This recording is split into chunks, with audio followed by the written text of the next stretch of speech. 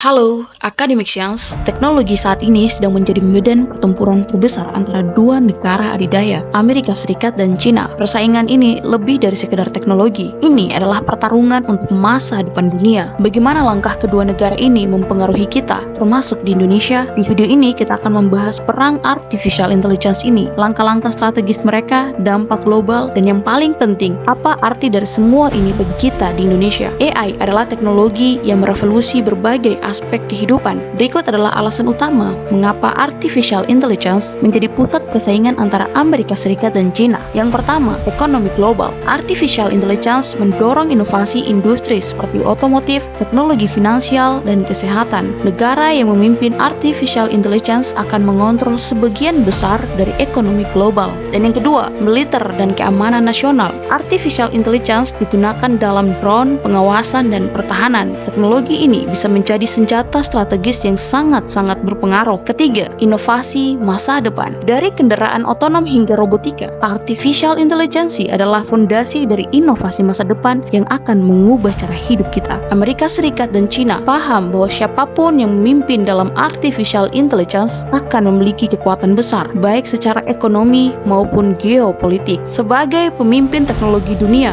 Amerika Serikat mengambil langkah-langkah besar untuk mempertahankan dominasinya, di antaranya pembatasan ekspor, chips, dan semikonduktor. Amerika Serikat melarang perusahaan seperti Nvidia dan AMD menjual chip canggih ke China. Chip ini sangat penting untuk pengembangan AI. Yang kedua, daftar hitam entitas. Lebih dari 140 perusahaan Cina, termasuk Huawei, telah dimasukkan ke dalam daftar hitam untuk membatasi akses mereka terhadap teknologi Amerika Serikat. Dan yang ketiga, aturan produk langsung asing atau FDPR. Aturan ini memperluas kontrol atas barang-barang yang menggunakan teknologi Amerika Serikat, bahkan jika barang itu diproduksi di negara lain. Langkah-langkah ini bertujuan untuk menghambat modernisasi militer Cina, melindungi hak asasi manusia, memastikan Amerika Serikat tetap menjadi pemimpin teknologi dunia. China sebagai pesaing utama Amerika Serikat tidak tinggal diam. Mereka mengambil langkah-langkah berikut untuk melawan pembatasan ini. Yang pertama, pembatasan ekspor bahan mentah. China membatasi ekspor gallium dan germanium, bahan penting dalam pembuatan chip. Ini adalah langkah strategis untuk menekan Amerika Serikat. Yang kedua, investasi teknologi domestik. China mengalokasikan miliaran dolar untuk membangun industri chip lokal, mengurangi ketergantungan pada teknologi luar. Dan yang ketiga, kolaborasi dengan negara lain. China memperkuat hubungan teknologi dengan Rusia, negara-negara berkembang, dan mitra lainnya untuk menghadapi isolasi dari Amerika Serikat. China juga mengkritik Amerika Serikat secara terbuka, menyebut langkah-langkah ini sebagai pelanggaran terhadap prinsip perdagangan bebas. Perang ini berdampak besar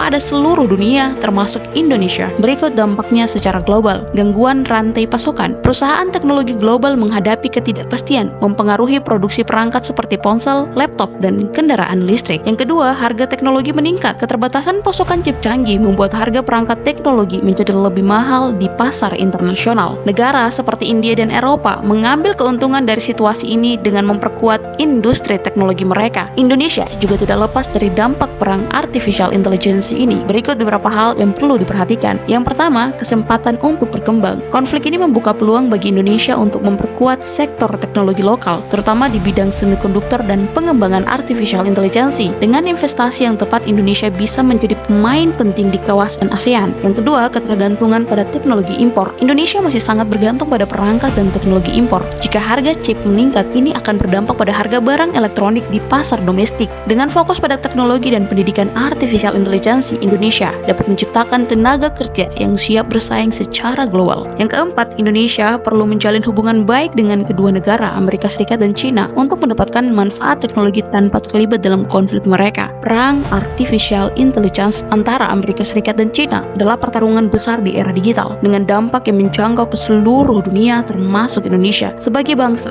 kita harus memanfaatkan peluang ini untuk memperkuat sektor teknologi dan memastikan kita tidak hanya menjadi penonton dalam revolusi teknologi ini. Menurut kalian, bagaimana Indonesia bisa mengambil peran dalam situasi ini? Apakah kita harus mendekat ke Amerika Serikat atau China, atau justru fokus membangun teknologi sendiri? Tulis pendapat kalian di kolom komentar. Jangan lupa like, subscribe, dan bagikan video ini agar lebih banyak orang tahu tentang pentingnya perang teknologi ini.